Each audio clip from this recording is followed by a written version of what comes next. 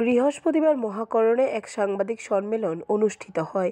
সাংবাদিক সম্মেলনে রাজ্যের পর্যটন মন্ত্রী সুশান্ত চৌধুরী জানান, গত ৩ মার্চ পর্যটন মন্ত্রী সুশান্ত চৌধুরীর নেতৃত্বে রাজ্য সরকারের পর্যটন দপ্তরের একটি প্রতিনিধি দল সৌজন্য সাক্ষাৎ করেছিলেন ভারত সরকারের পর্যটন মন্ত্রকের মন্ত্রী গজেন্দ্র সিং শেখাওয়াতের সঙ্গে। রাজ্য সরকারের প্রতিনিধি দলটিতে ছিলেন পর্যটন দপ্তরের সচিব উত্তম কুমার চাকমা এবং পর্যটন দপ্তরের অধিকর্তা প্রশান্ত বাদল নেগি। কেন্দ্রীয় পর্যটন মন্ত্রীর সঙ্গে সেখানে সৌহার্দ্যপূর্ণ আলোচনা হয়। রাজ্যে পর্যটন উন্নয়নের জন্য একটি স্মারকলিপি তুলে দেওয়া হয় কেন্দ্রীয় পর্যটন মন্ত্রীর হাতে।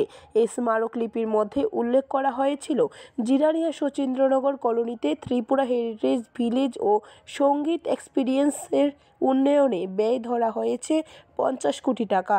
লেফুঙ্গায় মাইসিস্ট প্ল্যান্টেশন রেট্রিটের উন্নয়নে ব্যয় ধরা হয়েছে 30 কোটি টাকা। জম্পুই পাহাড়ে জম্পুই রেট্রিট ও হাইটসে ব্যয় ধরা হয়েছে 70 কোটি টাকা। কেন্দ্রীয় পর্যটন মন্ত্রী ত্রিপুরার পর্যটন উন্নয়নের নিরিখে দাবিগুলির যুক্তি কথা স্বীকার করেন এবং রাজ্যের পর্যটনকে স্বদেশ দর্শন 2.0 প্রকল্পে 150 কোটি টাকা দিতে সম্মতি প্রকাশ করেন। আমাদের আগরতলাতে food corporation of India regional office হবে। তার জন্য জায়গা চাওয়া হচ্ছে আমাদের কাছে। আমরা বলেছি যে আপনারা অফিসিয়ালি আমাদেরকে রিটেন দিন কতটুকু জায়গা লাগবে।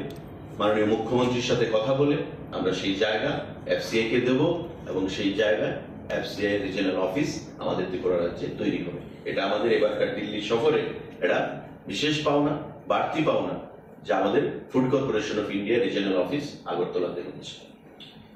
সাংবাদিক বন্ধুরা, একটা গুরুত্বপূর্ণ বিষয়, আমরা দীর্ঘদিন ধরে যে রেশন শপগুলো রয়েছে। ব্যুরো রিপোর্ট, খবর ত্রিপুরা।